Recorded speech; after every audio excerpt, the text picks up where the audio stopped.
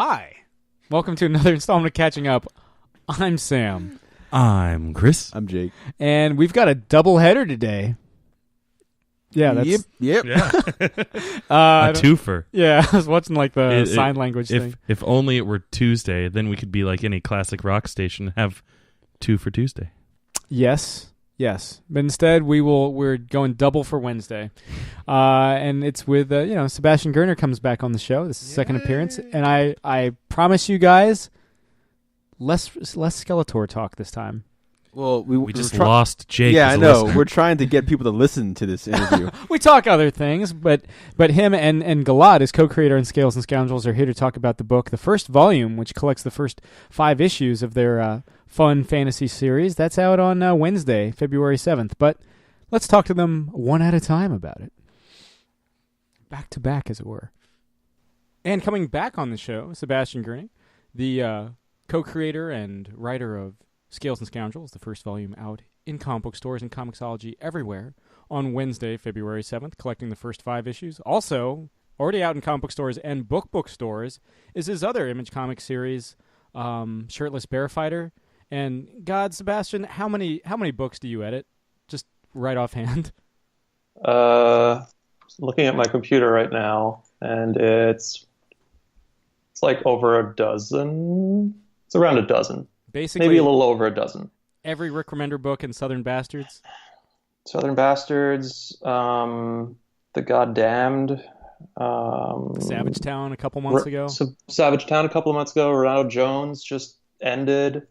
But Versus is starting up with Ivan Brandon, Asad Ribic, Nick Klein, Tom Mueller, Aditya Bidikar. That's actually going to print this week. That is a beautiful, beautiful book. Definitely look out for that.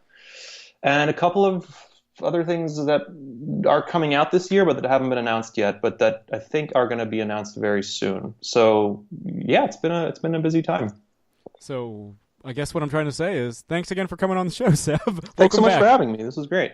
So, these first 5 issues of Scales and Scoundrels, I don't want to retread too much ground, but for people that maybe didn't check out our first episode with our first talk with you back in September, or was it August? Sometime at the end of the summer. Yeah. With Scales and Scoundrels, you put the fun back in fantasy, all age friendly. You've got Galaad basically using every bit of the color spectrum, Secret of Mana style, in creating this kind of very lush, verdant world. Even though most of this opening story takes place underground, it's still kind of like you really take advantage of that. Where did this all kind of come about, along with your partnership with Galaad? Well, Galaad, I mean, it's almost we're a little over the 2-year mark now that he first reached out to me, and I think I briefly spoke about this in the last time you guys had me on. But he just reached out to me out of the blue. He was an animator and a character design artist in France, and he was interested in kind of moving laterally into comics. He very clearly very talented, but hadn't really doesn't really. I think Image is like becoming more and more. Image Comics are kind of becoming the comics that kind of overseas people are reading. I think everyone knows that Marvel and DC are out there. It's where a lot of big artists are. But I think that from what I get is like that Image Comics, more and more creator-owned comics, are kind of making a bigger splash overseas, and that's kind of what's drawing writers and artists and creators to try and break into the American market now. So Galaad was one of those, and we just, I was at a point in my in my career, we had just finished writing Shirtless Bear Fighter, so we being Jody, co-writer, co-creator, and myself, Jody LaHoop. So I kind of had I was taking however long every day to write, just to make time for that, and now that Shirtless was done, I kind of didn't want to give up that writing slot because I really like doing that every day. So along came this opportunity, and I was like, oh yeah, I could probably work with this guy. And he was great. And we developed this story together and developed all the characters together, and very early decided that, if the series, because we really wanted to do an ongoing series, like a really long, as long as we can, not like dip in and out in 10 issues, but kind of thumbing our noses at the market, which I think actually prefers, shorter kind of stints on books, at least for new creators. But we decided to go all in, and then we decided to have our kind of core cast of characters, 4 of them. And, I think if a comic is going to have, legs to stand on, the characters need to be really strong. Like you can have a great concept and a great, kind of arc, but if people don't want to spend, every issue that you put out every month with these characters, then, you're not going to get to those later volumes. So we decided to basically just lock them all in a dungeon and have them bounce off each other for a few issues, and that's the majority of the first volume is introduce the characters. You get set on this adventure where they're trying to kind of raid this legendary dungeon. But then I think it was fun to see readers being surprised that that's actually not all there is to it. And I think the end of issue 5, which is the end of the first trade paperback, actually, I saw some good responses to that, which really made me happy. That's kind of where everything locks into place, and also where Galaad and I feel the last 2 issues of the volume is like where you can, or at least I can tell, I hope readers can too, that our like co-creatorship, not co-creatorship, our how we work together kind of clicks into place. I think it always takes a couple of issues, even for writers and artists who work really closely together. When they start a new series, you can sort of tell that it takes them a while before they kind of learn this particular, I don't know, what's an analogy, a dance maybe, Trying to get the tempo down.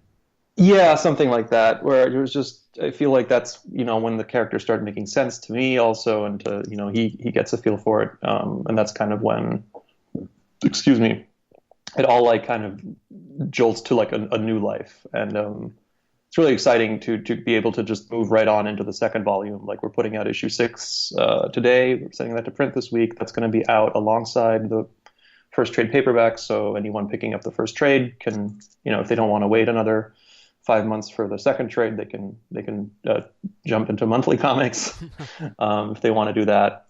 And it's been great. Like I think in the last 2 years, we've really just both worked ourselves into a position where Scales is, the number one thing like we're working on, and we're really excited to just keep putting out more of it.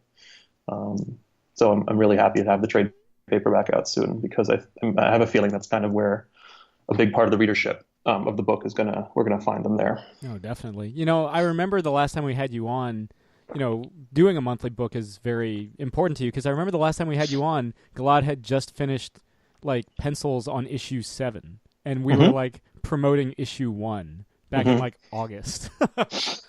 Well, I can say that when volume 1 is in stores, he will have just finished, hopefully have finished issue 10. Good God. So we will already be done with the second volume, basically. Damn. Our goal, my drunken boast, is that we want 3 volumes of Scales and Scoundrels in stores this year.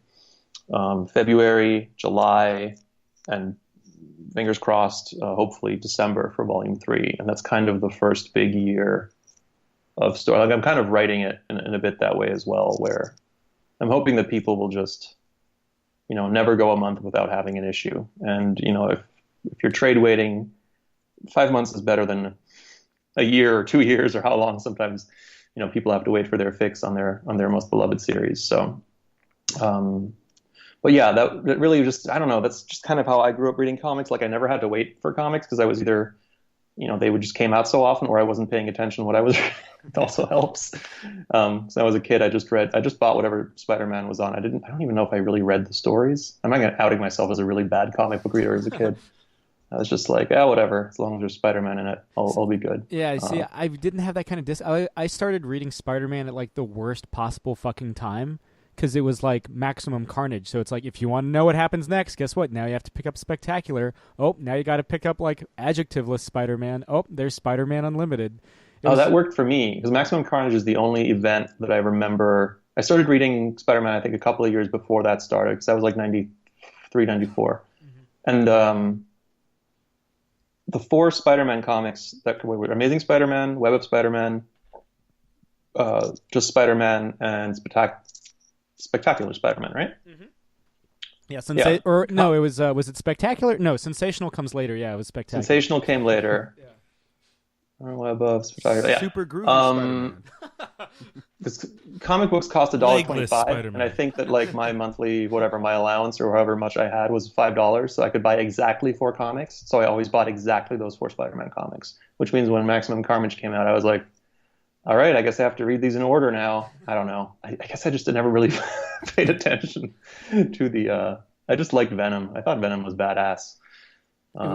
It was really the Super Nintendo with the like pink red cartridge that sold it for me. That was what did Oh it. man, that game is so bad. That game is a bad fighting game. But It it was- had the really awesome soundtrack. Pink Jelly was Yeah. like this punk band that they like funneled through their 16-bit stereo sound. That was pretty cool. But It was still better than Separation Anxiety. it was better than that.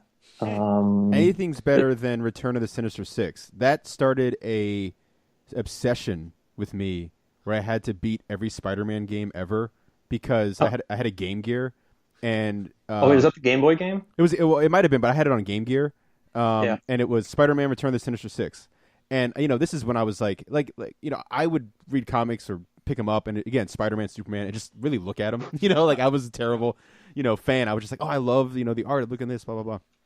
But Look at that mullet on Superman. yeah, look at that mullet.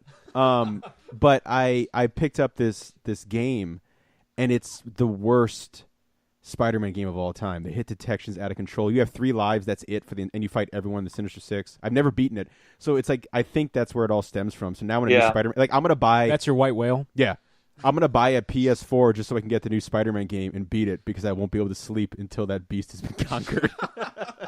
Oh, I mean, you should go back and beat the. I mean, the new Spider-Man game looks fun, but it's gonna be one of those like push forward to. Yeah, hit the game Y thing. button and catch this bus. I remember the Game Boy game, which I didn't even know was a Spider-Man game because someone had scratched the picture off of the cartridge. It's like a mini So I didn't really psychopath. know, and then I just played the game, and then at some point I started reading the little intro sequence, which was always Spider-Man like on the phone with the supervillain. He's about to like go into the Yeah. whose level he's about to go into. Yeah.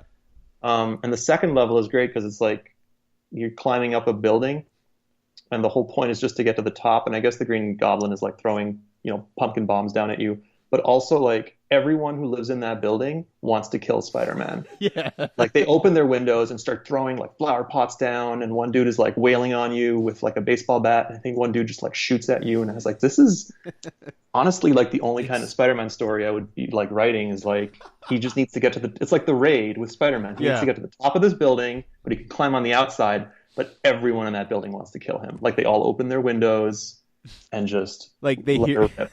So friendly neighborhood Spider-Man's like is like an ironic phrase in that capacity. Everyone hates him. I mean, that's the point. The most collateral damage has been in that one city block, and he starts climbing up it, and someone's in their room, and they're like, "That better not be Spider-Man outside my fucking window." Yeah. And then you get a phone call. Hey, Frank, you're never gonna believe this. That son of a bitch. He's like, "Let me get my gun," and he's just shooting up the walls. Come on, you motherfucker! Like, how much better is that already? Because I'm like, see if they made this comic, it would be like, oh, like Doctor Strange, like hypnotized everyone. Like, there has to be a reason because everyone loves Spider-Man in New York. It's like, no, it would be way funnier. He keeps trying to do the right thing, but New Yorkers just objectively hate him. just if they see him, they try to like just throw something at him. I don't know. I could get behind that. There's that moment in the new Spider-Man. This is like very very family friendly like anger moment in the new Spider-Man. I don't know if you've seen it or not. Where he goes to I think he goes to like he stops a guy from breaking into a car, and he's like, "Hey, buddy, you can't break into the car." And the guy's like, "It's my car. My keys are in. You fucking asshole. My keys are in the car." And then he like All of Queens wakes up. wakes up because the car alarm's going off, and Spider-Man and so everyone starts yelling at Spider-Man. He's like, "I'm sorry." That's pretty good. I like that. That was a moment that like you don't see a lot in like the previous Spider-Man movies. I was like, that's a nice little And moment. that's where the Stan Lee cameo was. Oh, that's too. right. Yeah, Stan Lee pops out. Was he the guy trying to break into his own No, car? that would have been great. No, he just pops out the window. He's like, "Hey, you little fuck!" Oh, foul-mouthed Only Stan Lee. If only that had been his actual line. No. We should. Of course not. Yeah, love him. Yeah. Hey, you little fuck. How dare you disturb my slumber? What the fuck version? I don't know. That's your Michigan J. Frog, Stanley. It's my best attempt. Hello, true believers. So It starts out strong, and then by the second syllable, it's gone. So to take it back to Scales and Scoundrels, but the last time you were on, we talked about how you're kind of with both Shirtless and Lou. You're writing these kind of like loner characters. There's kind of like that appeal that in having that element of self-control, by not opening yourself up to others. But really, what I've noticed with both of these books is it's not so much about the loners themselves in it of themselves. It's about these loners learning how, or being forced to play nice with others. Yeah, I mean, I feel like with Shirtless, he's it's not a joke character. Like we take him very seriously, but when you first meet him, like you think you know everything about him, right? Because he's just like, you've seen this kind of character, this archetype of like the angry anti-hero a million times. And I think that Jody and I had a lot of fun with kind of like taking him seriously, but also making a lot of fun of him and just, reveling in how angry we can make him, which is really easy because he's always angry. And with Lou, because I kind of knew, from the start where I knew her background, or we knew, Galaad and I, we set up a story, we set up a backstory. But we felt like if we wanted to lead with that, the first issue was going to be exposition, which is something we definitely didn't want to do. We didn't want to just give the reader the Cliff's Notes on the way into the movie and be like, you got to know all of this for this to make sense. So we decided to kind of make that the first arc, is like, how do you get to know someone, is by spending time with them. And what better way to spend time with someone than like being locked in this like trap-filled, monster-filled dungeon. And then as I was writing, all these kind of ancillary characters, that kind of became our core cast. Like, I did not set out, interestingly enough, to write like a quote unquote team book. When we have like a core cast of 4 characters that kind of all interact and bounce off each other. That was not my intention. It just kind of happened that way. But once it started falling into place and I started kind of exploring all these characters through each other, so how they interact with each other and what they say to each other and what they don't say, and there's, rivalries and all that stuff, that's when all of them started kind of coming more to life for me. And they've become so much easier to write because now I know who they are, because I've seen them interact with so much. Like, Lou's kind of closed mouthed, and, she'll run into a room and like just set everything on fire and run back out. But that only works, when you kind of know a little bit more about her. So the first arc is really, us establishing these characters and through them the whole world. And then in the course of the second arc, we're actually going to, we're at a point now where we can leave the dungeon and we start going back out into the world. And I feel like we're much stronger for it because the reader will know where these characters have come from and what's kind of in them,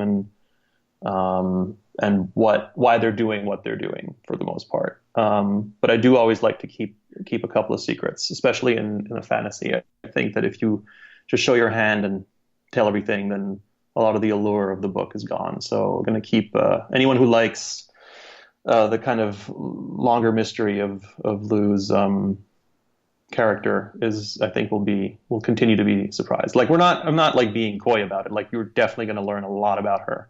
And I think by the end of issue 10, you're going to have a very, very good idea of just, who she is and why she does what she does. But in the meantime, I think there's a lot of fun to just kind of stop and smell the roses and just have adventures on the way there. I think as early as it was either issue 3 or 4, you start to play a little with flashbacks. Like, we see a little of, Koro and Aki's background. Are we going to start to see a little more flashbacks moving into the second arc?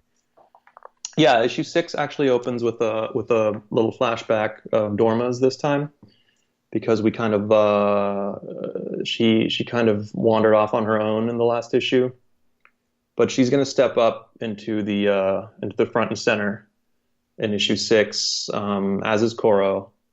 So that's something that I didn't expect when I started writing the book, is that I would be spending a lot of time with the secondary characters, but I think they're all primary characters at this point.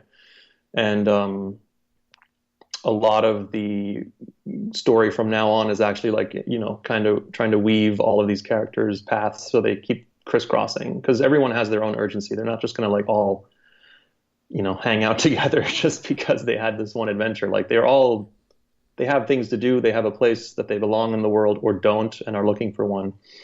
So flashbacks is something I'm going to use sparingly, because I kind of only want to use flashbacks to inform, a character's current state of mind or give context to it. I think in issue 5, and it's not a spoiler anymore, the book's out. I think that how that issue ends, would have felt different if you didn't have the context of, where Koro's journey ends in that issue wouldn't be as strong, I hope, if we hadn't seen how it began. And that kind of hopefully gave readers an idea of why she was the way she was since issue 1. She's been kind of a hard ass. Yeah. But you got the idea that there's actually a reason for that. And I don't know. I think that kind of stuff is really fun because it's the first time for me really crafting something like this as a writer, where as an editor, I can, you help point beats like that out and try to explain to a writer why it might be good to do it this way or that way. But it's so, I don't know, just refreshing to just be able to write it and then also see that it works or I hope anyway, that see people reacting to it. So, I mean, if we're going into mild spoilers for issue 5 and talking about how refreshing it was, how cool is it in the issue 5 script to write, now they're attacked by fishmen? That was a lot of fun. The fishmen, I actually wrote a lot about them. I had a whole thing for them, but I didn't. I was like, oh, this issue's already running over long. The fishmen are great. They make a small appearance later on. So if any big fans of the fishmen, they're out there. You've got tomes dedicated to their kingdoms and social hierarchies, and you're just like, oh, I can't really. I had a whole. That's one of the major rewrites I had to do was I had them that whale that shows up in 5, the whale that the fishman shaman summons with what I like to think are just breadcrumbs, which is how you get fish to come to the surface. They had a whole their civilization lived in the whale's mouth, and they just floated around in him. But that might be something we can explore further down the line. They're down there. I mean, it's one of my main things, is creating a world that people might want to keep. It's I'm going to stick. I mean, in your head, you can stick around in the whale, in the Frogman town. But we're going to keep moving. When you do that deluxe hardcover, collecting the first 3 volumes, like Rick does with Deadly Class, and oh yeah, that's where you have the charts and the graphs and the diagrams, and this is the priest class, and this is how they.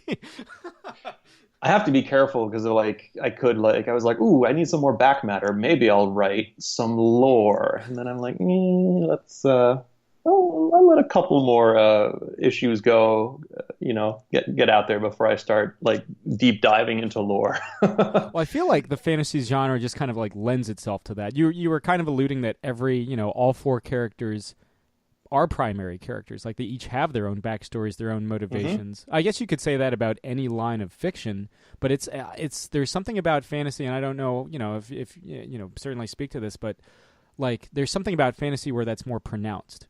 I'm trying to think. Most of not all of it. I think that's just. I'm not such a dyed-in-the-wool fantasy fan that I know all the classics. I think a lot of fantasy, be it from video games through movies and TV, it's you can kind of root it back to a couple of novels. Probably it's going to be Tolkien. It's going to be some. I mean, that's kind of I'm sorry. There's going to be some fantasy listeners out there who are who know exactly what I'm trying to say, but it depends on what kind of fantasy. If you're going for the Middle Earthian, that's definitely Tolkien, and that's also the one that we're kind of leaning towards the most, or Galaad and I poke the most fun at, because I think it's also the one that we know the best. Lord of the Rings and The Hobbit and stuff are definitely books that I read a lot when I was a kid, and kind of just reread. You just casually reread them. Because they're just fun. You just enjoy being there, even if you know the story. And I think that sense is something that we kind of try to emulate. Is once readers know the story and know all the twists and spoilers and plots and all that stuff, they might still pick up the book again and read it, just because going on that journey again is really fun. It's like going for a walk that you've been on like 100 times, just through the woods and then past the lake and over the mountain. And like, you know it now. It's not that you don't have that first tingle of exploration anymore. It's just something you do casually and for fun. And it still, nourishes you in another way this time. Though you do subvert a lot of that expectation. I mean, you mentioned Dorma earlier. You've got a dwarf that's not comfortable living underground. You've got a prince figure that isn't. He's certainly, there's a nobility to him, but he's not like Prince Valiant.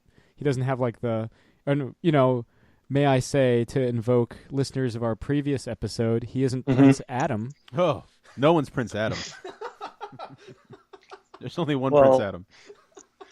He has a better dress sense than Prince Adam, I dare say. But and haircut. Yeah, I mean that's a lot of that is both. That's kind of I think that's something I like to do. Is like I grew up. I love Prince Valiant. Like that is one of my absolute favorite comics. But I don't want to do that again. I mean I could technically because the comic's so old that I'm pretty sure I would be mistaken for the. It would be something fresh and new, but. No, like you do, I try to do what feels right. And, I'm taking the opportunity that I have now as like, ooh, I get to, actually write a comic that it's the classic, what do they say? You make the comic that you'd want to read yourself. So I'm just trying to lean into that as much as possible and to do it for as long as possible. And I think subverting expectations is just something that, readers, if you ask a reader, especially comic book people, comic book readers, like, what do you want? And then they'll give you like a list of things that would be so badass if it happened. And it's usually probably not what would make for the best story. Like people don't know what they want. As a creator, like do you and Galaad have your own kind of like wish list? Like you certainly hit the major tropes with, again, the dungeon setting, bandits, kind of like what's the unstoppable hunter figure from Butch Cassidy? He's LaFours, right? I haven't seen that in a really long time. The Houndmaster, you mean? Yeah. He's it's more like I don't know. I don't have a list of. I mean, I have a list of things I want to do. I have my series Bible, whatever you want to call it. We didn't really have a list of things we need or want to do. We have a list of things we're not going to do. We're not going to do certain classic fantasy things just because we found them to be a little played out or just stale or not very fresh. For example, we're not going to have like a prophecy, which I find like just boring. Like in some book it's written like a million years ago that this one person's going to do this one thing. Like I know this might even be a spoiler that there's not going to be like some ancient prophecy. I think that there's I don't know. I don't believe that things are foretold. No one brings balance to the force. Yeah, something. I mean, a lot of the themes of Scales, there's like, walking your own path and being free to kind of walk off the beaten path and not just literally, but metaphorically. And the idea that I mean, there could be a prophecy, but it could just be like, written down by some dude who's totally heffed up on magic shrooms and just completely like winged it, just like stared at the stars too long and wrote down this, this ancient prophecy that is 100% wrong. I mean, that could be pretty funny. But even that is probably we're not going to entertain that. Yeah. So Lou would probably use it as toilet paper. Probably. I mean, I don't know if I want to. I got to keep it all ages, but that's definitely the that's the Scales After Dark spinoff. I don't know. It's there's plenty of story to tell, and there's definitely some stuff that I like. Like I'm writing a couple of issues right now, or issue 10 is actually one that I've wanted to write since like we were working on 3 or 4, and I was just I have to work my way there, and then I was like, ooh, finally I get to write issue 10, and I just like wrote it in. I mean, I've never written something so fast, which I don't. That doesn't necessarily mean it's great, but it just felt right. Well, I understood what I was. You got guys writing like at that point. John Layman would write issues of Chew out of order. He was like, I'm just feeling issue like 27 right now, and they were still like in the teens. Yeah, that's a good example. Is just how different writers have different things, and sometimes I can't do that yet. I still need to kind of write chronologically. I also there's writers who write page 20 first and then go backwards and stuff like that. or start writing in the middle, or start writing the dialogue first. Like everyone has a different, way to do it. But I'm still writing, issue by issue, start on page 1, go backwards, and right towards the end. But yeah, right now we have volume 3 is pretty much planned out. Volume 4 is one I'm really looking forward to. That's going to be a big story. And after that it kind of it gets a little misty. There's plenty of places I can go, or we can go with it from there. But let's see how we do in the first year and take it from there. That's kind of like, and you were mentioning as much earlier, like that is kind of refreshing, because I remember like talking to some guys and they're like, well, I already know how everything's going to, like, even before like issue 1 hits, they know how issue like 60, which it's like presumptuous to think that like they get to issue 60 for some, but they're like, yeah, I already knew like every single story beat. And it's like, did you though? Like, how did that not change over the months, years that you've been working? Yeah, George Lucas always claimed to have had all the major story beats, or the major like threads ready to go, and the prequels are a clear indicator that no, he did not. Episode 4 is a clear indicator. The fact that episode 4 has a clear ending. Yeah. They might think so, but when you sit down, sometimes you genuinely can't know. I mean, again, I haven't been a writer that long, but I've sat down, convinced that I know what I'm going to write, that day, and something totally else comes out. You just, you have to be prepared to let yourself get, whisked away by that muse. Only, I guess, sometimes she whisks you away to episode 1 through 3 land or something like that. It's a bad muse. Don't follow her. Yeah. Or do. I mean, swipe right. At least he did what he wanted. I'm not going to get on. I was just like, wait, catch yourself before you get on a podcast and defend episodes 1 through 3. We've had Michael Mauricio on the show twice. It's happened. Oh yeah. Yeah. He's a prequel apologist. That's a hill he's going to die on.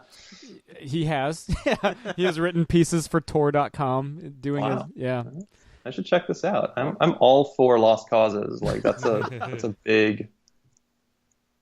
samurai sword I want to throw myself on. No, but not necessarily for Star Wars, because I don't know. That's never been like.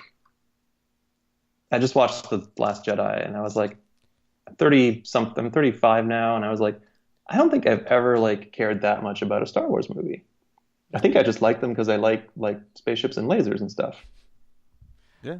We basically every interview we've had since, and I think this speaks to the quality of The Last Jedi, love it or hate it, but the undeniable quality is it gets people talking, because literally every single interview we've had since that fucking movie came out, people are like, people have opinions about The Last Jedi. Well, I guess it's this. I mean, did people not have opinions about the first one? The first one was good too. I mean, The Force Awakens. Mm-hmm. People are like, yeah. Was this one supposed to because Luke's in it? That's why, because they got Mark Hamill back out of retirement. I think the big consensus whenever we were talking to people like, I guess 2 years ago now, about The Force Awakens is they would just be like, it was good. I thought it played it a little too safe, a little too close to episode 4, but sure. Whereas like with episode 8, everyone's like, well, that was the one that had to prove something. Mm-hmm. Yeah, more or less. Yeah, but and I don't know. Come on, guys! How dare it take chances? It's a big old. They're selling toys. They're not gonna Yeah, I like the way you think. Yeah, I'm just be like Professor Buzzkill, but they're not gonna. They can't. I mean, even if the creators want to, the Disney is not going to let them take actual chances. Certainly not the big ones. I mean, you see the exact choice they made, and I talked to Jody, the co-writer from Shirtless, about this quite a bit actually. The exact choice they made in that movie, without spoiling. We've spoiled the shit out of it on this. Spoiler warnings for anybody coming on that doesn't want to be spoiled on The Last Jedi, just in case. But yeah, it's the exact moment where you find out what Luke supposedly did to Kylo Ren, where Kylo, as a kid, when Luke was teaching him, was so powerful that Luke was scared of him and actually snuck into his tent and tried to murder him because he was afraid that that Kylo would grow up to be stronger than him and that he might fail. And if they had and then later they walk that back. He talks to Rey and she's like, "Oh, is it true?" And he's like, "Yeah, I thought about it for a second, but then I totally didn't want to anymore." And then Kylo woke up and he thought that. So they kind of did this. I thought really that would have been amazing. That would have been an awesome, brave thing, because it would have completely torn the rug out from under the greatest, potentially, arguably the greatest hero in that mythology, Luke Skywalker. Yeah. Can't do any wrong. Defeater of Darth Vader and all that stuff. But by showing that, yeah, but you can't, it's not like you defeat the dark side once and then you're good. Like, you have to always be on the watch. You always have to watch out, because you can always fall again. And that's for me, that would be like a very humanizing moment if Luke actually did fail that time. Yeah. That would completely put like way more wind into Kylo Ren's sails, which in turn would put way more weight behind his, believing that he can actually turn Rey, which I would have thought would be great. But then they can't do that, because that would, then nobody wants to buy a Luke Skywalker action figure anymore if he's like tried to murder a child because he was afraid of his own, hubris, or his like being an angry old man because a child is like stronger than him. Like there's a lot of like actual stuff there, I don't know. So bad guy Hulk Hogan did just fine in the in WCW. Yeah, Hollywood Hogan. That's bring it back down to wrestling. That's how you can explain a lot of stuff these days. Well, that's an interesting point you make, because like there's two moments for me in The Last Jedi where I was like, oh, this is what they mean by being bold, and they whiffed. Yeah, One of them was when Kylo and Rey team up, take out the guards, and he's like, all right, let's go.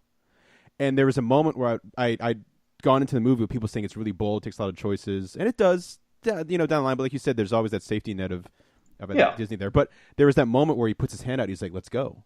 Let's just tear it all. And I remember being like, this is the moment they're talking about. Like, because everyone is expecting her to go no, and then they go back to being good guys and bad guys. And that moment where he reaches his hand out, and I was like, he's the only sane. I mean, I say this half jokingly, but not jokingly. He's like, he's the only sane dude in this movie, because he's like, all of this is bullshit. Like, everybody, both sides are insane. Like, they don't know what they're doing. Let's go. And I was like, oh my God, if they would have left, that would have been one of the greatest moments for me in Star Wars. And then the other, we've talked to it to death, but is the moment when Finn is like riding into the wall stopper slammer 2000. And I was like, oh, he's the battering ram cannon. Yeah, and I was like, he's going to kill himself for the cause. Like, this guy who hates bullies is going to finally stick up. The lone idea of this lone little ship flying into this really terrifying death machine, it's going to be very symbolic for this character. That's from day one, he's hated the idea of bullies. He's hated the first order more than anybody else, because he's actually lived it, and they whiffed on that one too. Well, those are two moments. That's when they remembered that they already had a brave, totally useless suicide when Laura Dern stayed on the super high-tech starship that I'm pretty sure couldn't, do a 90-degree turn and go light speed directly. Also, did it worry anyone that the rebels' last instinct, the one that always almost brought them victory, is a suicide attack? Bonsai. It feels a little weird, right? Yeah. Yeah, I mean, it's funny because like there's been different gauges of how I've talked about Last Jedi, like just throughout the month it's been out. Like there's some episodes where I'm like, motherfucker, because I get really frustrated, and there's other times like, no, I can see what they're doing, but like, yeah, I mean, it's basically whenever we interview Heather Antos. Yeah. No, but like, I at the end of the day, I've said it a million times, it's not one of those movies where I like fucking lost my mind. I hate Star Wars now and blah, blah, blah, blah, blah, and all that kind of stuff. But like Sam said, I've talked about this movie more than any Star Wars movie in recent memory. And I liked Episode 7 a lot, actually. I'm fine with ODing on nostalgia. I got no problem with that. I mean, you're wearing a RoboCop hoodie. Well, that's all the time. God's favorite movie. Yeah, that's the perfect movie. Oh, well, let's not. I mean, not to get into it. Let's not compare apples to like RoboCop. a shitty fruit that no one likes. No. RoboCop stands alone on the lone hill of RoboCop's the greatest thing of all time. It's one of the single greatest cinematic achievements. It is. I have No to, hyperbole. No, man. none. I'm known to occasionally engage in hyperbole to make a point, but in this case, I'm 100% serious. Not even straw manning. It's God's favorite movie, as we've said That's a million right. times. I have to ask. There are a lot of pop culture references and scales, like obviously Tolkien references and all that fun stuff. Do you reference Batman Returns at the end of issue 3 when Lou goes, "Okay, now I'm worried"? Do I reference Batman Returns? No. Is that in Batman? I've only seen that movie like twice, which is... Oh God! Really? Is that a thing? Is that a thing in It's Batman my Returns? favorite Batman movie. Yeah, Oh, I'm trying awesome. to remember. Yeah, the moment. Is it when he's in the Batski? he's in the Batmobile. Spoilers. Oh, yeah, the Batmobile. Yeah, okay. Spoilers for a fucking 26-year-old movie. like when Michael Keaton's in the Batmobile and Danny DeVito takes control of it, and he realizes I played this city like a harp from hell. He's sitting there and he can't control the Batmobile anymore, and he just goes, "Okay." Well, he hits the thing. It's when he's going through the very narrow alley and he's trying to flip the switch to jettison the sides, and it doesn't go on the first click, and he's like, "Now I'm really worried." Yeah, And okay. does it again, it does nothing different, flicks it again, and it works. Yeah. He's like, "Oh." Yeah, but he goes, "Okay, now I'm worried." And there's a moment in issue 3 where Lou goes, "Okay, now I'm worried." I'm like, "That's okay." So just for those keeping score at home, and I privately messaged Sebastian this because I had to know at the moment. So I'm just gonna let flip when we were doing the review for issue 5 like a month or so ago, and I'm sure you remember this. There's a line in issue 5 where one of the characters shouts, "Disrespectful little whelps." Which is a line from the boss of Zonus in Star Fox 64. And I was like, Which yeah. I was disappointed to have to say, also not a conscious reference, even though I played Star Fox 64 way too much. And I should probably have remembered the boss dialogue. But yeah. In your defense, nobody likes Zonus. That's like one of the... that and Solar. Which one is that? Zonus is the one where you have to take out all the spotlights. Oh my god, that's the worst level. Well, Yeah, no. I would go as far to call Solar. Which is the cocky worst. little freaks. Cocky Little Yeah. Freaks is Sector Y. Oh yeah, I love that guy. Cocky little freaks. Well, Cocky little freaks. if you shoot him when he's saying it, it'll start the phrase over again. So you could just have him like sound like a Daft Punk song where you keep hitting him and he goes cocky little, cocky little, cocky little, cocky little. Yeah, that's right. I remember that. He has the Oh, best... man, that game is good. Oh, it's Yeah, great. I have it on the Wii U. But the is it on Wii U? Yeah, it is because they released it to tie in with like whatever the shitty Star Fox game was for. I think it was Star Fox Zero.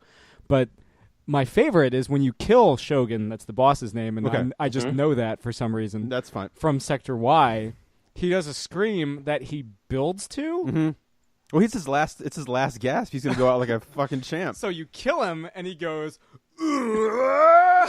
Like, He colossuses. Yeah, he Colossuses from X-Men the arcade game, and it's like the best thing. So that's two Man, references. this is like unlocking some memories. Like I remember all of this. That's two references that then apparently maybe we'll just say that they were unconscious, Seb. Yeah. We're just the what is it, the therapy session where you Yeah, get this is regressed memories. Yeah. Yeah, that's what we're here for. Yeah. This has all been a dude. setup. It's not an interview. We're just your therapist. Take me into the hypnotherapy session of Star Fox 64. Like we're gonna get some real work done over there. Can we talk about RoboCop for just another quick second? No, for real, Sure. for real, because Always. I'm about to I don't know. I think So this interview we're swapping out the He-Man for RoboCop. Yeah, Okay. yeah. Just wanted to be clear. Yeah, because I'm sure by the time this goes up, an episode's already come out. But I'm going to be launching a RoboCop podcast, and I was curious just on your thoughts on the movie in general, just because I'm fascinated with the Just history. the first one or the all four? Well, no, the first one, because we need just the first one. I mean, I'm going to talk about all of them, but just I don't know, just memories of RoboCop or the first time seeing it, because for me, it's my first memory is watching RoboCop. Like I have a horrible damn. memory. That explains so much. Yeah. Quite the memory. Well, I mean, it's not. I'm sure I had much more pleasant, not ultra-violent satire memories, but I just, Sure. as a young kid, my my parents rented RoboCop, probably thinking it was anything but what it was. They probably saw the cover and thought it was some, cartoon. They saw the Saturday morning cartoon. Yeah, RoboCop. Yeah. But yeah, and then so I guess obviously they get to Alex Murphy being brutally murdered, and my mom was like, "Turn this off." And I threw a fit. All I wanted to do was see RoboCop because it's still the coolest. Like, you can't turn it off then. Like, eventually you're just like, oh shit, like the kid's ruined, but I gotta let him see how this plays out. Like that's no. And then so my mom leaves. She's like, Greg, my dad, turn this off. This is horrible. Put on Ninja Turtles or whatever. And I throw a fit. My dad fast forwards to where he tries to see RoboCop, and he sees him shooting in the shooting range at the police station. Yeah, and he hits play. Like, fuck yes. Yeah, well, here's the great thing, because my dad was like, oh, he is like a 5-year-old, and so I look over at my dad and I see RoboCop. I look over at my dad. My dad is asleep, and I watched the rest of the movie, and it kind of just totally blew my mind. And then you left the house and never came back. Yeah, exactly. Yeah, like I'm a man now. Yeah, I'm a man. I saw RoboCop. Typical Greg Bozick, just falling asleep at any movie. Yeah, it was perfect. Yeah, this was last year. Yeah, I was a 5-year-old last year. I'm 6, by the way. This is why I sound like a 31-year-old, because I saw RoboCop at 5. Well, first of all, have me on your RoboCop podcast. Absolutely, yeah. My RoboCop memories are... First of all, I was living in Germany at the time. I was in Germany until I was 13. And Germans, as is well known in Germany, the amount of violence on American televisions is pretty bananas. In Europe, you will find less violence on TV. They're much more free with sex and stuff on TV. Like when I moved to Germany, when I was in Germany, like after 10 p.m., like you just see boobs everywhere on TV. Like even in shampoo commercials, like it's just no one cares. Boys, we're moving to Germany. I mean, if shampoo commercials are your thing, then go for it. Yeah. Hey, but anyway, I have fond memories of Herbal Essence.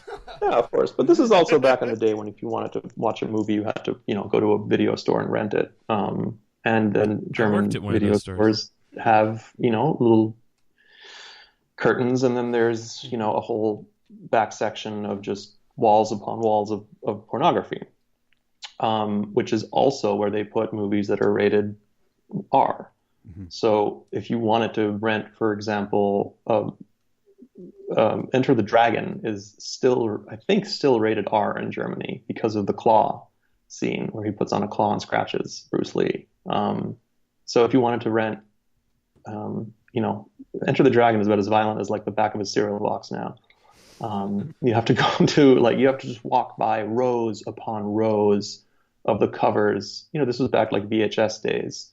So it's just like the most outlandishly weird orange shaped people with like just these, whatever, it's porn. And then they had this tiny little shelf with RoboCop on it. The lone shelf. Yeah, but here's the thing. It was the German version of RoboCop, which means it was already edited. Which means, for example, the scene where Ed 209 is in the boardroom and like shoots that dude to shit. Like I didn't see the original version of that until like a couple of years ago, where they keep cutting back, and I was like, oh god, it keeps going. Oh my god, squibs galore. So many squibs. Yeah, but then I understood it is because if you cut away too early, it's just violent. Yeah. It's just horrible. But if you keep showing him like the dude is turned into chunky marmalade, like that's when it becomes funny. That's because you transcend that, like, and the whole movie is like that. The whole movie is so gratuitous. Like it's Paul Verhoeven movies are basically Saturday morning cartoons, like with a ton of violence, and like there's always a pair of boobs in them. But that was like his skill, is like to ride that line where it's like it's satire. But if you edit satire, it just becomes like grotesque. I don't know. That was like my observation of RoboCop. Yeah, that's fascinating. Yeah, that's such a good point. When you try to edit this violent movie, you make it way worse. Like way worse. They also edited something later when it was a PJ who gets like, it's like a kid's logic. Like he gets thrown into toxic waste, so of course he mutates. Mm-hmm. In real life, he would just like, I don't know, I guess like get a bunch of cancer and die. Yeah. And then of course he gets run over by a car and just pops like a water balloon. Like all of that it makes so much sense to a 10-year-old, which is why I actually think that you were at the correct age when you watched that. Yeah, because RoboCop uses a child's logic on the world.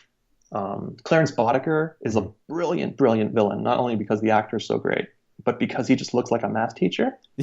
Yeah. Like he's not like take Commando, for instance, which is another movie, which is like they have a villain. They were like, oh, let's give him a mustache and a knife and like a mesh vest. And he looks ridiculous. But in, Alex Murphy and Clarence Boddicker, you have two dudes who, I think Alex Murphy is literally a math teacher. Not the character. He's like a art, he's an art historian, history teacher, PhD. So they like elevate these like normal dudes to these like to this like almost mythical status. What else is great? All of it. It's like one of the most copied movies of all time. Like I think between that and Blade Runner, I don't know. Well, the thing that I totally lose my mind about every time I watch RoboCop. And even RoboCop 2, because it's Peter Weller continues over into it, is how he moves, like his movement, like if you ever watch that movie, you're like, oh, what's the big deal? Like, try to walk to your bathroom like Peter Weller walked his RoboCop, like, and I accept your challenge. Yeah, well, and like the thing is like that he always he'll turn his every part of his body moves at a different time. Like it's this and that was something I think he really figured out with the crew and the stunt guys, and I think he had a specific teacher. I can't remember his name, which is terrible, but like the way I just saw move. RoboCop again actually just a couple of months ago at the Alamo Drafthouse for a it was like an anniversary screening. They actually screened it in Detroit. Was it in amazing. Detroit? Or was it in Texas where they shot it? I forget. Yeah. Anyway, Peter Weller was there. And they had him on stage, and that man is a delight. He was better than the movie. And he very specifically talked about how he moved in it. It's because he was in excellent shape, but he was also like a dancer. Like he was not a professional, but like a semi-professional dancer. So that's kind of how he moved in it. I think in the same way that I forget his name, but the guy who literally wore the Predator suit, not Jean-Claude Van Damme. Yeah. Well, the other guy. It was like Michael something? Yeah, wasn't he the same guy that was the xenomorph in Alien? Yes. No. Was he? Also a dancer, yes. Yeah. Okay. He was also in Harry and the Hendersons. He was the... He was John Lithgow? Yeah, he was John Lithgow in Harry and the Hendersons. He was John Lithgow. He put on the John Lithgow suit. Yeah. It's a really good suit. There's no real John Lithgow. It's Hollywood's biggest secret. But no, the movement... That's amazing that you saw that, because I think I've watched... Well, you watched like the opening gunfight in RoboCop 2, and he's moving like a dancer. And the thing that I always liked is I took fencing in college, like one course in fencing, because I had a free thing, and I was like, oh, this would be the coolest thing in the world. And one thing I noticed when I rewatched RoboCop for the gazillionth time after taking that class, and I don't know if this is something that Peter Weller did on purpose or not, but when he would shoot his gun, he would stick his hand back like a fencer. Like that's something that it looks like he's getting ready, to like parry and attack and all that kind of stuff.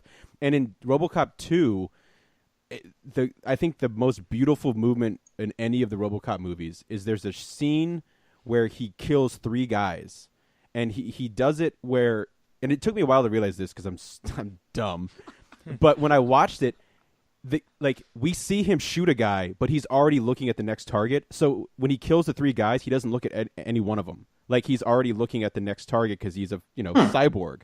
There's there's a GIF. I might be able to find it and send it on Twitter. Like the way he moves is out of control. And of course, once you add the sound effects and everything else in, but yeah, that's something that like every time I watch RoboCop, I just totally lose my mind. I think like the way he moves is like the coolest, because it'd be so obvious to just like I think make it super fluid or like really cheesy boxy movements, but like it's fluid in the robotic kind of nature of it. Well, it's just not, it's more memorable that way because there's something about it that doesn't look so. It doesn't look like what you expect. Yeah. Like again, the RoboCop remake, which I've only seen it once. I was actually really excited when they got that director, because that director is I think a Brazilian director, directed a movie called Tropa de Elite, which is a devastatingly great crime movie set in the favelas in the slums in Sao Paulo, starring Wagner Morir, who plays Pablo Escobar in the Narcos show. Oh, okay. Yeah, he's great. Yeah, he's fantastic. He plays basically, this was a thing they had as like black ops cops who just go into these favelas and they're just murderers basically. It's like a really, really brutal crime movie about just kind of life, in that city. And so I got pretty excited when he was pegged to do a RoboCop remake. Not like that it needed one, but like it's going to get done one way or the other, so might as well get a good director involved. And while I did like some parts of that movie, like there was nothing memorable about RoboCop. He was just a CGI thing, and that hasn't been impressive in decades, Yeah, that's a movie that the more I watch it, the more I like it less. Like when I first saw it, I was actually kind of like relieved because it doesn't suck. Like it's not a bad movie. And the thing that I liked, whether it's the right choice or the wrong choice, it doesn't really matter at the end of the day. It's that they decided to, one, Murphy's not dead. Like he's clinically, I guess, dead in the first one. Yeah, he's like a head and like a liver or something. Yeah, and in this one, I mean, like he didn't die, but then of course they take everything away except his hand, his lungs, and his head. So like but I liked is the family aspect, because in the original RoboCop, they were like like they kind of touched on it in 2, and like he has those memories of his wife and his kid. But I did like in 2, or I'm sorry, the remake. The 2 things I liked was, one, it made him a Red Wings fan, which is just, that makes sense. Like I'm a Red Wings fan. I like it makes sense that RoboCop or Alex Murphy would be a Red Wings fan. So when his kid is like, hey, I TiVo'd all the Red Wings games while you were being made into a cyborg. He's like, oh really? And then, like having him interact with his kid and his wife. I thought that was interesting because that was something, that was, I think, an interesting take on it. I'm sure some people didn't like it, but I like that at least they didn't. They did something different. Yeah, they copy had to do something new, and they understood that they couldn't just remake the original and then like have it be good. It's like, no, you got to at least try.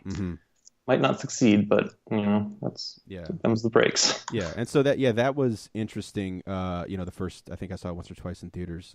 But then, like you said, after that, it's kind of like there's not that big moment. Like the shootouts, there's a shootout that's kind of headache inducing, but kind of cool in the theaters, where it was all done in like muzzle flash and stuff. But like you said, there's nothing like, I don't know. I did not like him getting put into all black, because then it just looked like a rubber suit. But it looks more tactical. Yeah, tactical black. But the silver actually thought looked kind of cool. Like the updated look kind of looked it looked fine. Well, Samuel L. Jackson is a delight, and he's the only actor in the world who can make the line, "Why is America so robophobic?" Yeah. Oh, yeah. You just bust that line out without like immediately just bursting out laughing. Yeah. And I also love the YouTube videos of Michael Keaton talking, like, because Joel Kinnaman's like, oh, wearing the suit and blah blah blah, and Keaton's like, you don't know shit. Like wearing the Batman '89 suit, that sucked. Like that's nothing compared to blah blah blah blah. That was fun, because anytime I get to hear Keaton talk about making the Batman movies is like the best. I still can't believe you've only seen Batman Returns like twice. I don't know why. I've only seen the Michael Keaton Batman like twice too. I'm not. They're both on Netflix. Just are they really dangling that? Yeah, oh, all the Batman movies, and even like Begins. I don't know. I've seen the first Batman a bunch, because I can quote Jack Nicholson to a moderate degree. Hubba hubba hubba, money money money. I do that a lot. I do that when I get paid. Where is the Batman? Yeah. He's at home washing his tights. Oh God, he's so good. It's the best. I think we found our fourth member of Geek Out. Yeah. Sebastian Girner is now. If any of us get sick, we're calling you to. What do you do? What do you do Wednesday nights around 8:00 Eastern Standard Time? Pretty much this, I guess. So okay, speaking of like, the kind of the, I would be remiss if I didn't ask you the same lightning round questions I ask Galaad. I feel we need to get that uniform uniformity of the creative team out there. Favorite fighting game character? The one I'm best with, or the one I like the most? Oh, just player's choice, but yeah, player's choice. I think the best fighting game character is Skullomania from Street Fighter EX. Yeah, it's the worst. It's the worst Street Fighter game, but I think his look and his name are absolutely unbeatable. I also like Soul Bad Guy from Guilty Gear, who's fantastically overpowered. And I also like the cat lady from Darkstalkers. I forget her name, Felicia? but I really like how she's animated. Yeah, it's Felicia. Felicia, there you go. Yeah, those games are great. Yeah, those always kind of got like left out of the. And then whenever you would get like a Capcom versus games, like the Darkstalkers characters would show up, and you'd just kind of be like, "Who the?" Yeah, be like, "Who are they?" Yeah, this like mummy man and this ghost chick, like the what? Mummy! And the zombie who was like a heavy metal zombie. Oh man, those games are so good. Yeah, that was Guilty Gear before Guilty Gear. Yeah, for sure. I mean, probably maybe might have been there was some crossover there. Yeah. Anyway, next question. Favorite fight in Dragon Ball? If Dragon Ball doesn't do it, all Fist of the North Star or Gundam. Oh, could do all those.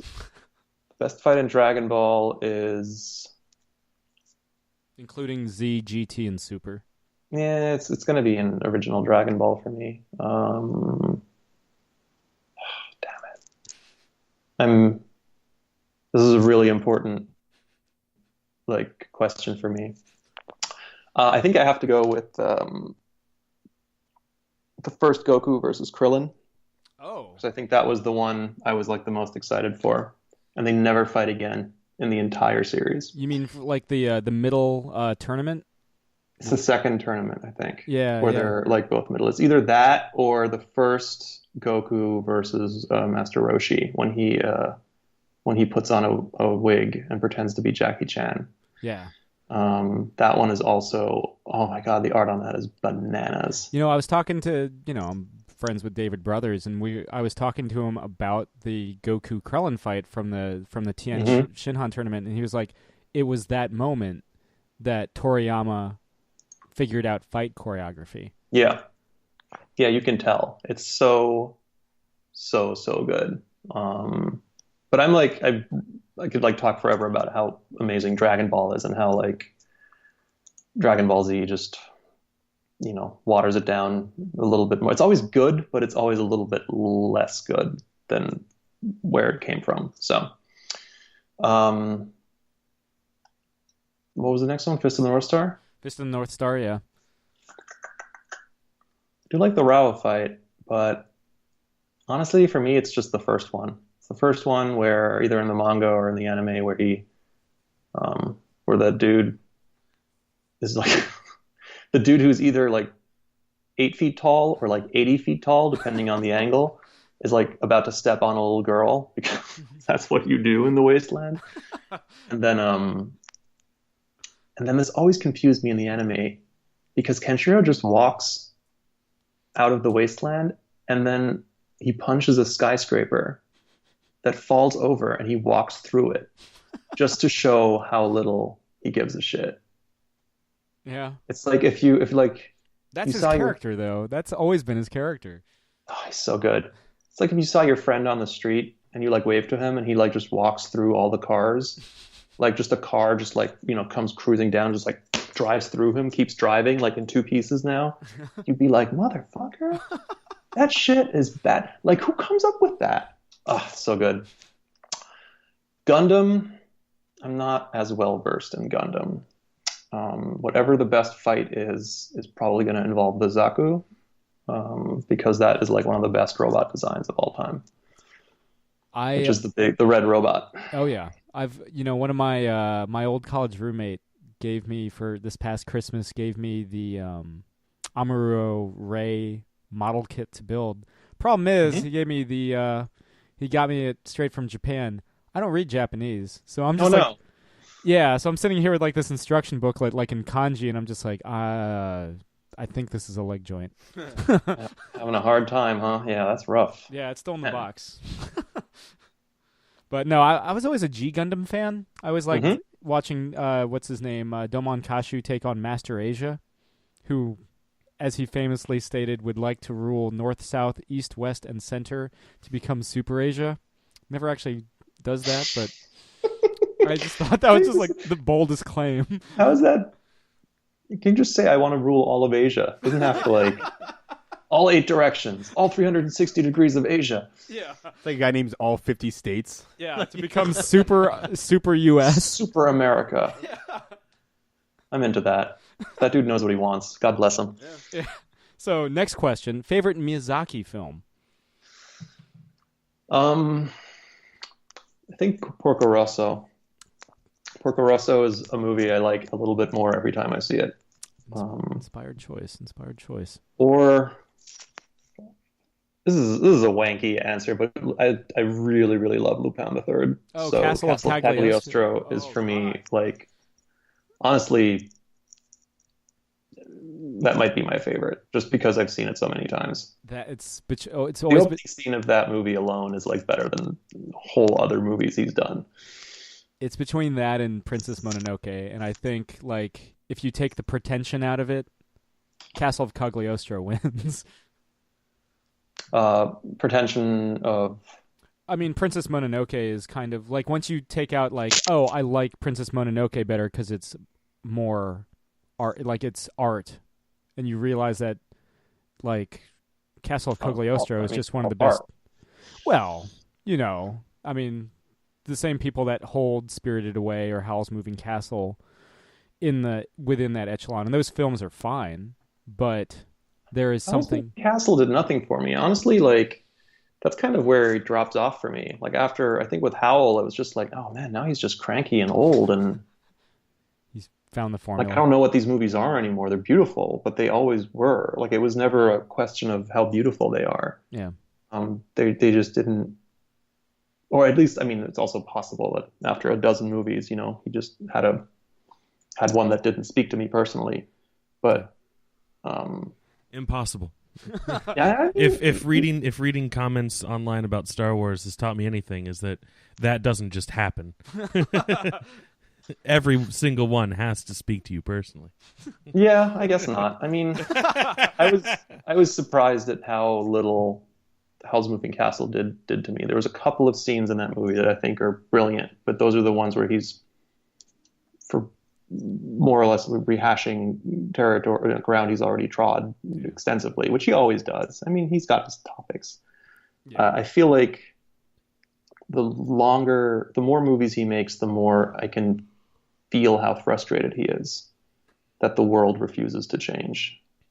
Yeah. And that's a sentiment I can, I guess, relate to, but I'm not old and cranky and I'm not staring death in the face just yet. So I don't know. I feel like his earlier films, there's a hopefulness in them. You know, it's like a bridled one, but it's not a full on, you young kids are just going to make the same mistakes we did because we were so smart and, you know, we didn't save it. I don't know. I'm just babbling here, but well, let me put. That's why I love Porco Rosso so much, because it's all from the point of, like, he always puts himself in his movies, and I like Porco Rosso specifically because it is like this old warhorse character, you know, who still has this, like, you know, he pretends like he doesn't care about anything, but he totally does, and he knows he can't change the world, but he can change this one little thing, and that might be enough, and he puts everything into it, and it's just a stunningly gorgeous movie.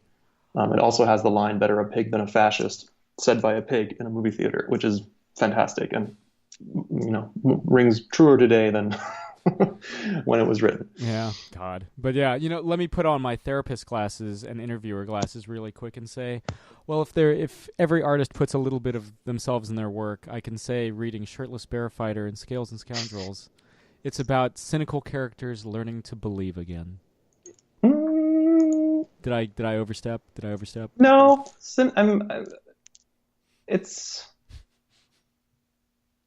you're close. No, of course you're right, because, you know, you read into. I'm glad that you're reading something into them. And for Shirtless, it's definitely right. With Scales, let's see what you think after the next couple of issues. I'd be interested in seeing what you think. It's an opportunist learning to not be so in it for herself. Like I said, there's no. It's hard to. I really want to talk to you about it because it's. I'll be at the wedding in 2 days, or yeah, in 3 days. There's no. I got nothing to say. Okay. All right. Let's talk again soon. I'm not like you are very right, of course, but I'm looking forward to seeing what you think after the next couple of issues, after issue 7. For the listening audience at home, I did feel that it was important to point out that Sam physically did put on his glasses during that bit. Yeah, I usually just stick to... And immediately took them off as soon as it sounded like he was getting a no. Yeah, that happened. Right, so the last question in the lightning round. Favorite RPG on the SNES? This lightning round has been so fast. Lightning takes a really long time to strike when I'm around. It's Final Fantasy VI, like no questions. That's the best RPG ever. Is it because of the twist, like 2/3 of the way through? That twist is bananas good. No, it is not just because of the twist, but see, don't call it a lightning round if you like ask me. It's like lobbing a million softballs at me. Like I love this so much. No, it's the last one made by, I think, the original team with Nobuo Uematsu on the music. It's super prog rock, first of all. Like the soundtrack is bananas. It was like before they could like do a whole CD orchestra thing, you know, where it's just like you start wanking yourself to death. But also it has 12, how many characters have 12, 13, 14 characters? And every single character has an arc. Yeah. Literally every single character has a narrative arc, which I don't think ever happens again. I mean, somewhere in like between 7 and 8, they just unlearn how to write stories, or whoever they hired. Like Final Fantasy games now are like, it's self-parody. It's like experimental with how anti-narrative they are. Like they know nothing. It's you know nothing. It's like you're walking around. It's almost like dream logic, but like dream illogic. I don't know. Anyway, 6 doesn't have that. 6 is a fantastic little game. Yeah. Super fun to play. It has your nemesis is a talking octopus who ends up being like the maitre d' at a blood dome or something, like a coliseum, which is just like where you meet him. You fight him like 4 times, and he like is instrumental in like blowing up the entire planet, and then he's just like the guy who lets you into the coliseum, which I think is really awesome because it's like the worst self-own for this like octopus, like just, you know, shat the bed and had to get a job. I think that's awesome. I think we can all relate to that octopus on some level. Oh man, for sure. And and you know what's great about Final Fantasy VI? Is that they understand the importance of sometimes not stating things explicitly, of just letting it be there. Like there's an entire hidden relationship of potentially 2 or 3 main characters that they just like throw in there somewhere, and they don't spell it out. They're like of the school of game design where they put something into the game and they feel comfortable with not every single player in the world seeing that content. You know, where today that would get cut out immediately, because why put something in there if not everyone's going to see it? That just costs money. What else is great about Final Fantasy VI? The opening is bananas. The design is amazing. The like marriage of steampunk and like this magic world that's slowly, you know, just going away, and like humanity is moving on, but power, you know, corrupts. Kafka is like a genuinely terrifying villain. Like he poisons an entire river, and you're one of your main characters like sees his wife and children like die in front of them. And because it's all this like pixel graphics, like it resonates more with me than like seeing, I don't know, in 7 like the FMVs with Cloud's little pipe cleaner arms. Like Eris's death in 7 did nothing for me. I was like, I was annoyed because she was my party's healer, and I was like, oh Jesus, now I have to like, you know, train another healer and grind for another 5 hours. Yeah, it was more an inconvenience than like an emotional like impact. Oh, dude, like in 6, like Locke's backstory. Sorry, this gets really nerdy, but It's the show. Locke's backstory is like 100 times better written than the entirety of Final Fantasy VII, which in itself I actually think is still a pretty well written game because it, at its core is like about self delusion and like how like crippling guilt can be, which I think is a really powerful subject matter. Like how guilt can literally warp your brain and screw up your sense of reality. So 7 has some really high points. After that, it gets a little weird. 8 is just 8 is eight is a love story with card games. Is it though? 8 is like a bunch of fan wankery. Like who in their right mind would fall in love with Squall?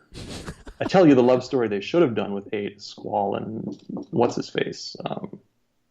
Zell. Yeah. No, not Zell. Jesus. Why can't I remember this character from a 20-year-old video game? I'm not as well versed on Final Fantasy VIII as I am Star Fox 64. Not a love story, sadly. Yeah. Though you could argue with Fox and Falco, there could be something going on. That would be hot. Too bad Dinosaur Planet introduces Crystal. Damn it. I'm okay with Muppets getting it on.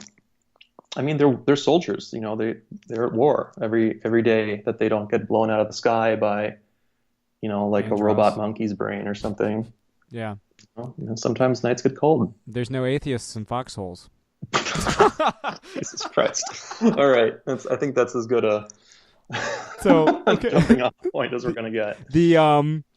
I guess the final question, which we have to ask everybody that comes on the show, what are you currently geeking out over? I am currently geeking out over. I think you asked me this last time, and I was terrible at it. You were watching a lot of true crime.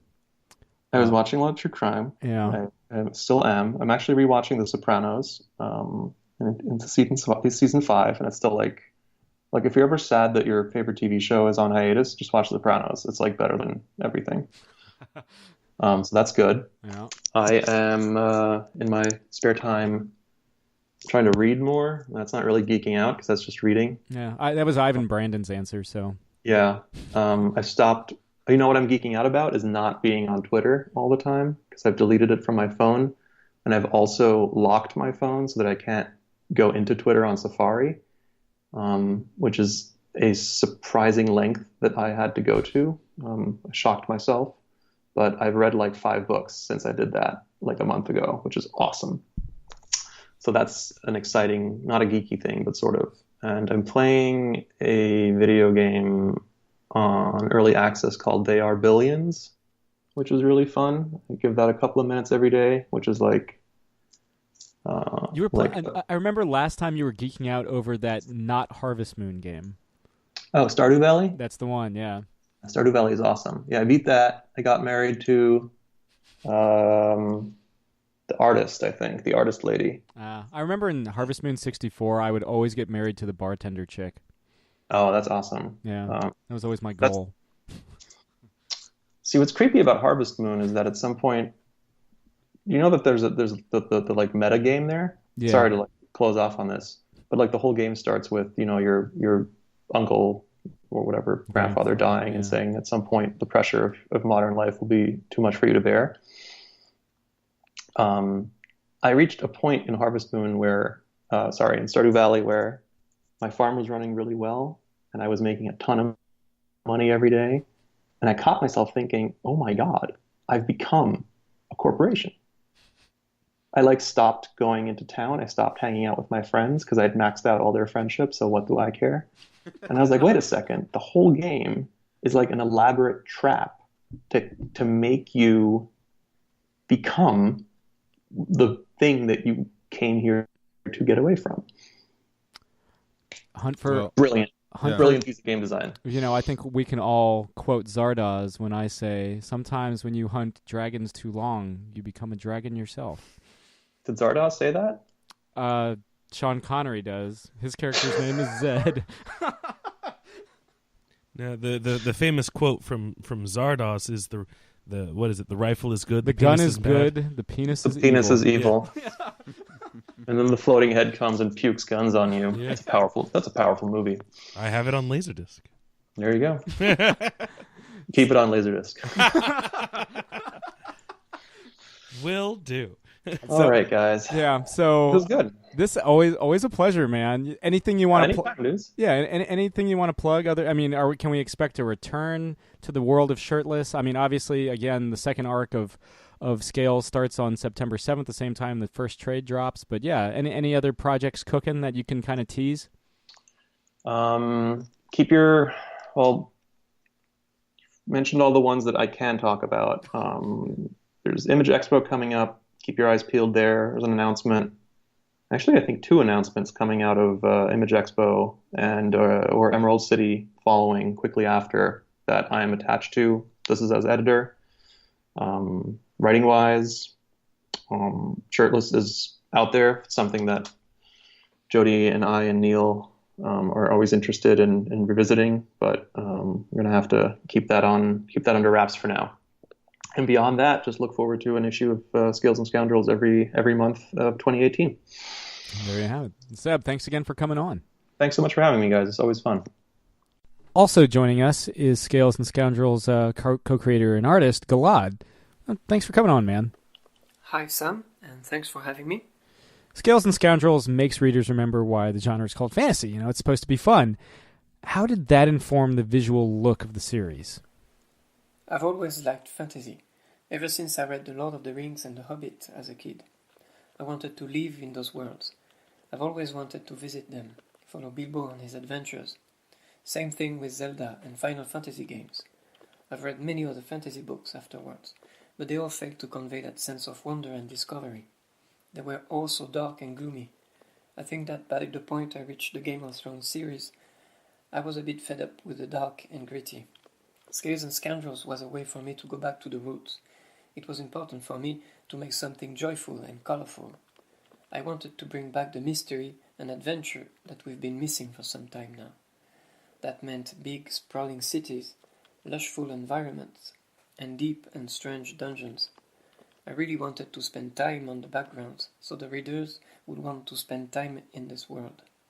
And of course, it meant a great cast of strong characters that are eager to see what's beyond that horizon. Lou Vonder, the titular scoundrel, is a breakout character, really, with more than her fair share of secrets. How'd you go about creating the striking look for the story's protagonist? Right from the get-go, I gave her that white mane. I wanted to distinguish her from the other characters. After all, she's a dragon, so I gave her those very simple, very recognizable white marks on the face. I wanted something memorable. I believe that the greatest designs are the most obvious and simple.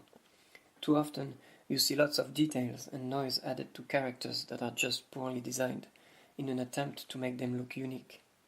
That's what I wanted to avoid. How important was it for you guys to make this series all age friendly? And was that the intent that you and Sebastian had from the very beginning? When we decided to go back to our roots as fantasy fans, and especially fans of the early Japanese RPG games of our generation, it seemed quite obvious to make something all ages friendly. But we wanted to keep those darker, more emotional moments.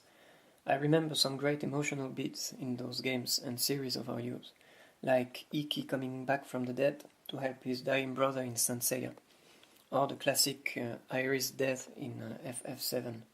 Those are moments I cherish in my memory. You come from a background working as a concept and storyboard artist for animation and video games. How has the transition been? This is your first comic book work. How has that transition been working into comics? The transition was smoother than I expected.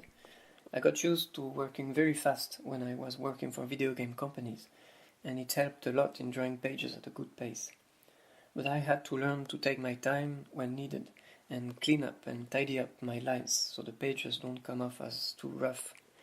Also, I like the freedom I have on such a creator-owned project. You don't get much creative freedom when working on big projects with big teams of people.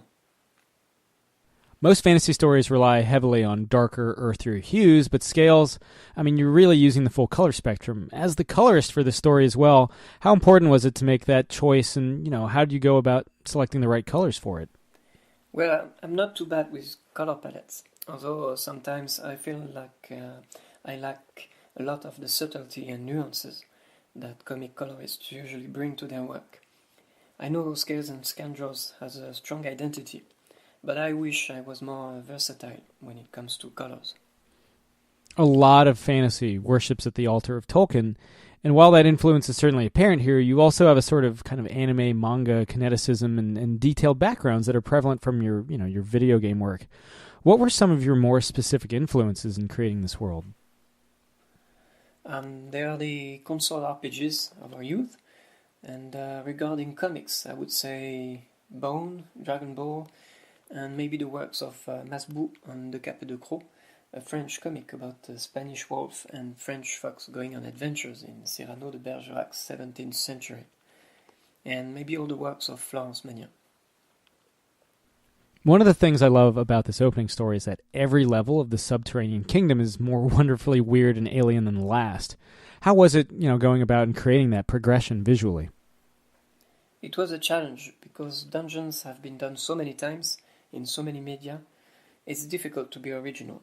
Although I love the typical medieval Viking-inspired dungeons that you can find in Skyrim, for example, I think the stranger environments of Morrowind are more interesting from a visual standpoint. We are doing familiar fantasy with elves and dwarves, so in order to keep that sense of exploration and discovery, we have to come up with weird and alien places.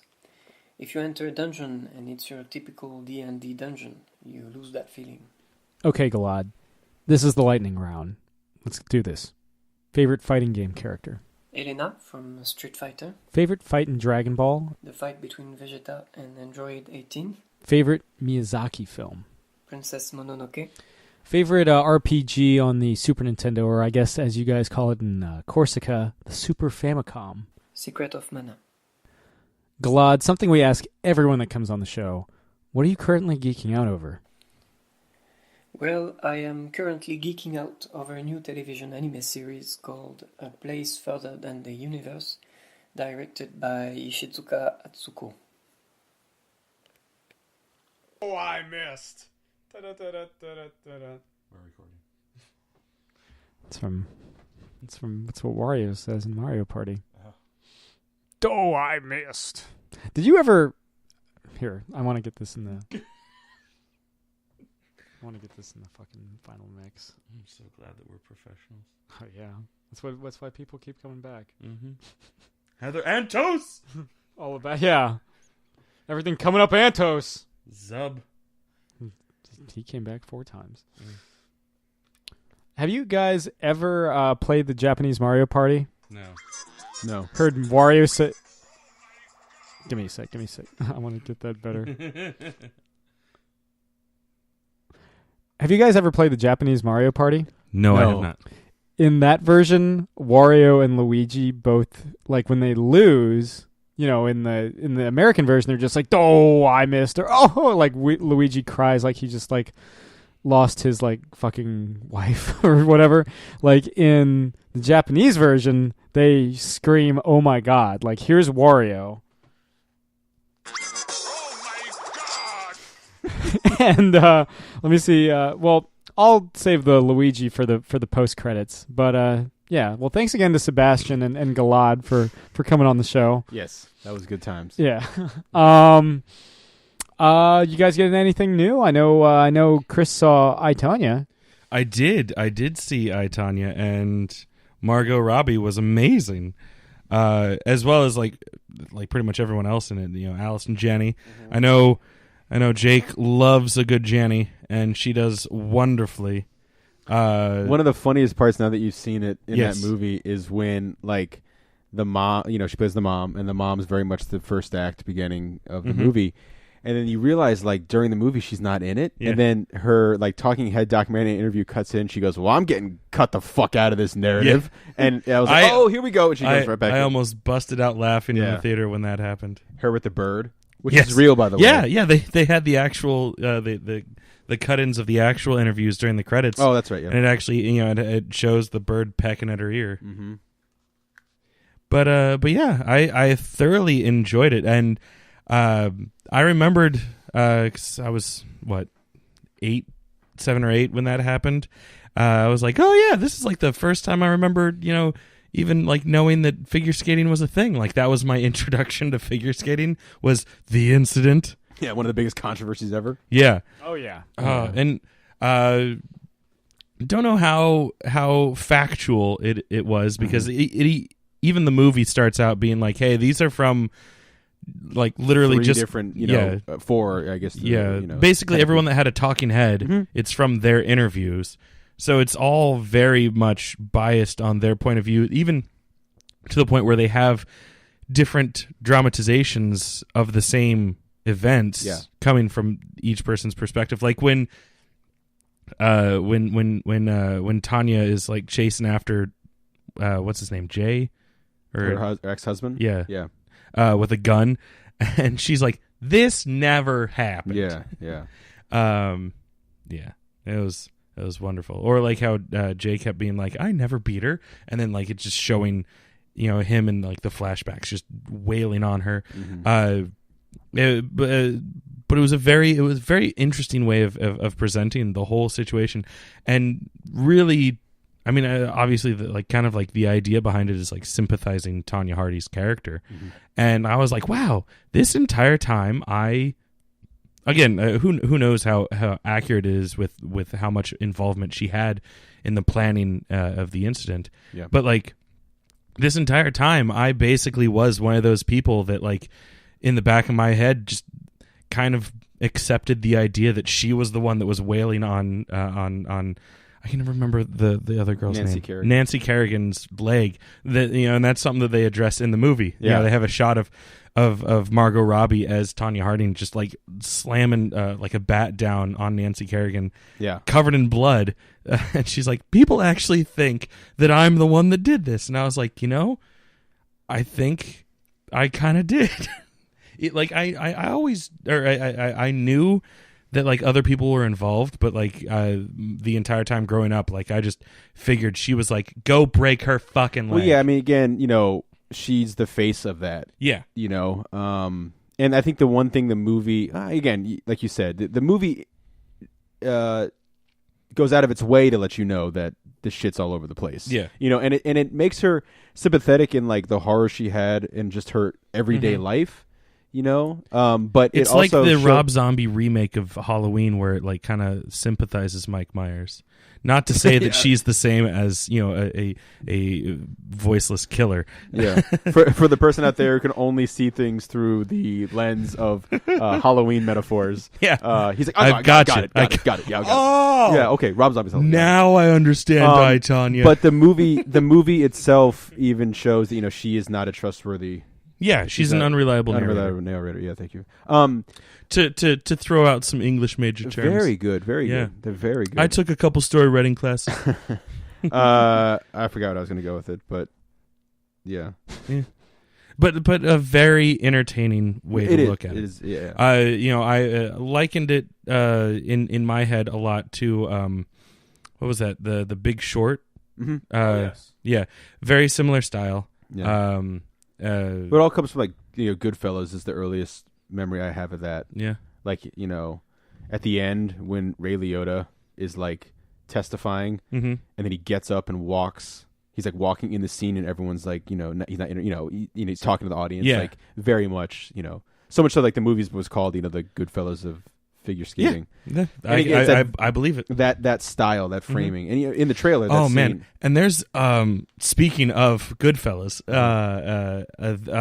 that shot once I think it's the first time she leaves Jay, because they get back together a couple times. Yeah. But when she just kind of like slinks out of the house, and he doesn't know, and they have that beautiful shot of the camera just like. Just not zooming out of the house, but like moving around the house and then going down the street. Yeah. And like you see him in like 3 different rooms. Mm-hmm. That was beautiful. And like, I actually like thought it, it reminded me of that shot in Goodfellas where they're walking through the back of the kitchen out into the dining area of that one establishment that they owned. Establishment. I love a good long shot. Yeah, a good long shot. Mwah. That's why I liked Atomic Blonde. One of my favorites is still haven't seen that. One of my favorites is the beginning of Boogie Nights, and that was one of those movies where the sound, which I thought was such a great touch, was where like you'll hear the music, and when you go into a room, the music gets louder, and when you leave the room, it gets quieter and back, and you get introduced to almost all of, if I remember correctly, majority of the major players in that opening scene, and it ends, I guess, with I think Mark Wahlberg's like the busboy or whatever. That's a great movie opening scene, but like long shot. Paul Thomas Anderson's so great at the long shot. Which has got to be a chaotic opening scene because they're all at the nightclub, right? They're all at the nightclub dancing. Yeah. It's got to be difficult to choreograph something like that. Mm-hmm.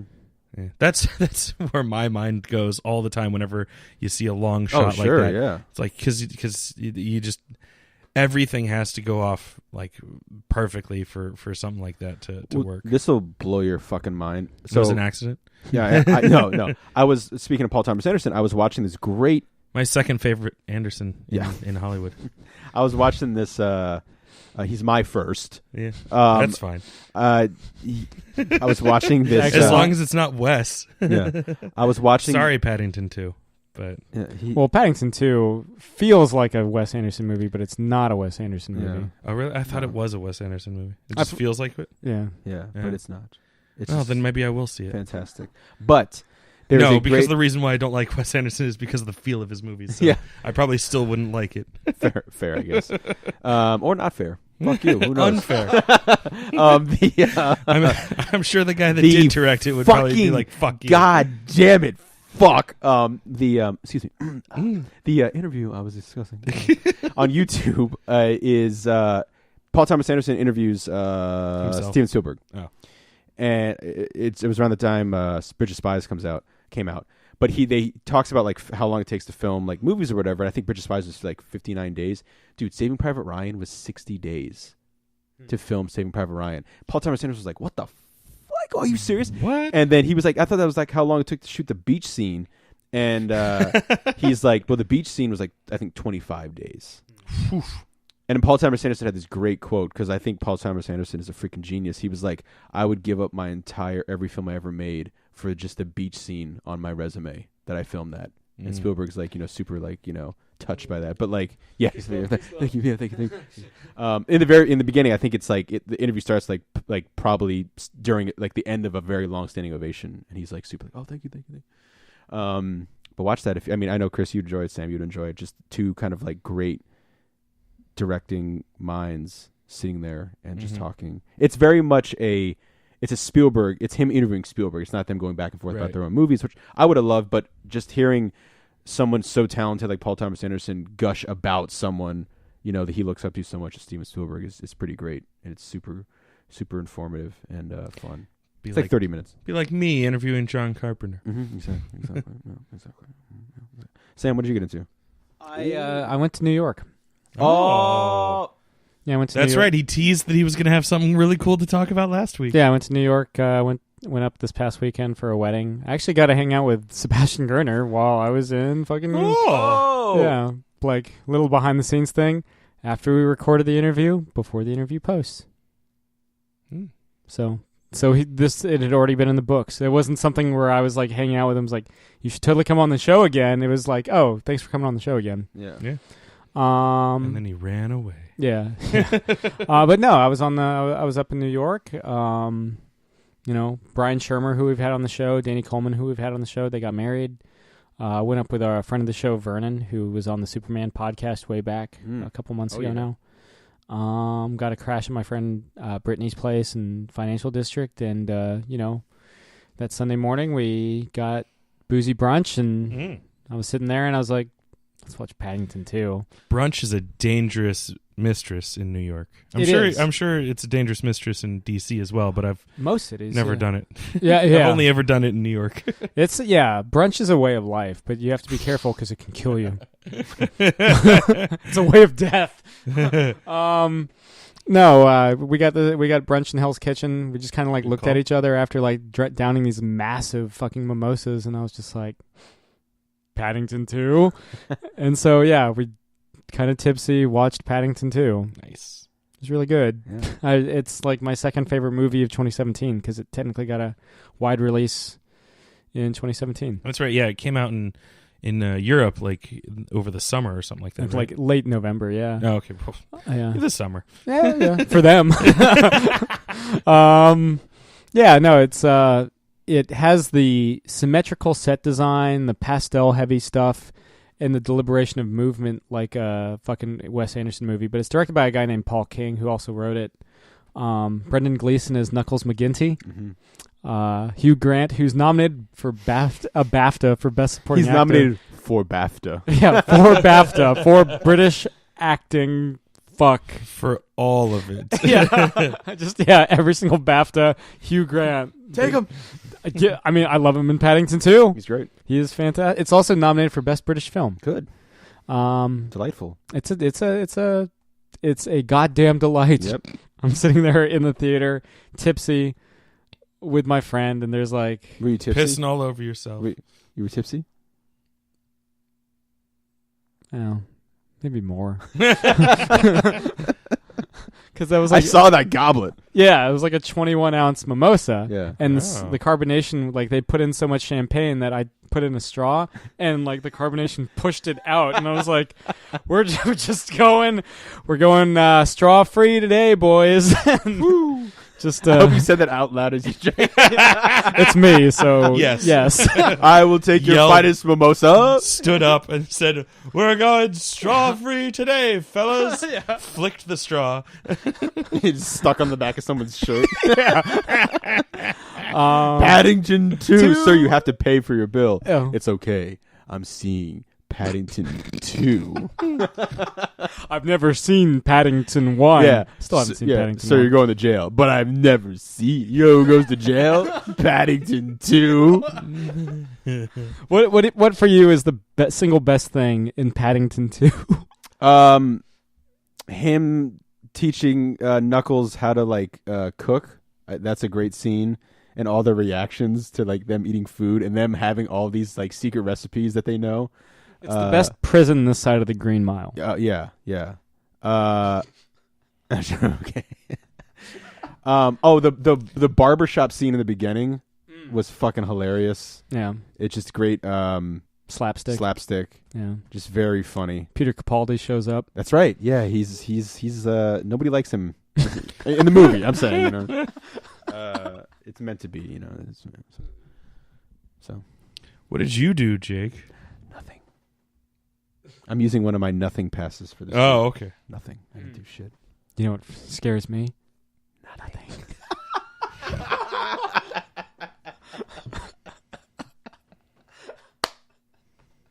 Okay. What is coming? I want to watch that movie again, man. Yeah, I need to watch Last Witch Hunter period so I can get the nothing line. Oh yeah, I meant Fantastic Four, but Yeah. Oh, I know what is coming comes from the 2014 film. fuck off, really? Yeah, Fantastic Four. Fuck off. Yeah, it's that old. Damn. Or was it 2015? I feel like it's 15. Might have been. It doesn't 15. really matter. It doesn't really matter. No, that movie was pointless. Yeah, that movie is fucking pointless. Yeah. So, thanks again to Seb and Galaad for coming on and talking, Super Famicom and, Final Fantasy. We go all in on Final Fantasy, but in retrospect, I remember when I was first talking to him up in New York, I was like, thanks again for coming on the show, man. We were really surprised, how much you had to say pleasantly about RoboCop, because you just kind of threw it out there as RoboCop, and he was like, well, and lays out the difference between German and American RoboCops, and we're just Amazing. oh, yeah, how it's supposed to work as satire, which is lost on German audiences. Mm-hmm. But yeah, Scales and Scoundrels, Volume 1, collects the first 5 issues, out in comic book stores everywhere, Wednesday, February 7th. This has been another installment of Catching Up. I'm Sam. I'm Chris. I'm Jake. Fried chicken. Thank you very much. Good night, Eric. Bana. Rest in peace to the feral beast. Oh my The message is don't put Jeff Bridges on a Segway because he will turn. That was my favorite part. Is like, why is Jeff Bridges on a Segway, not like an action figure I can buy? Where's that pop figure? Yeah, it was like there's you pop just get variant. Those, yeah, just get the big head Jeff Bridges. Anyway, are you taping all this? This is gold. This is real banter. This has been another Geek Out production. If you enjoyed what you heard, hey, we've got a special episode every Friday. Of course, there's the usual catching up show every Wednesday. And you get book club episodes just about every Tuesday these days. Thanks for listening.